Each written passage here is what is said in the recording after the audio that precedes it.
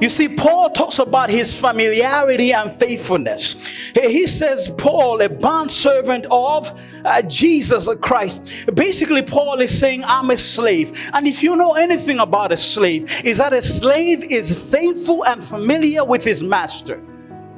You see, in those days, the slaves, they had all the business interests of the master.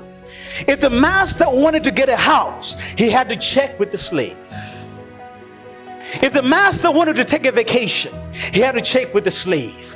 If the master wanted to take his child to an Ivy League school, to the best school in the country, he had to check with the slave. Because the slave knew everything. The slave managed everything. And so don't get it twisted. Paul is not humiliating himself.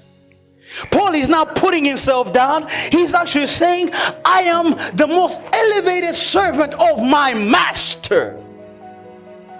Paul is saying, my master is Jesus Christ. In fact, I'm so elevated, I'm an apostle. You know what an apostle is?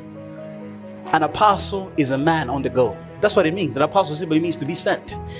So Paul says, I'm an apostle, I'm on the go.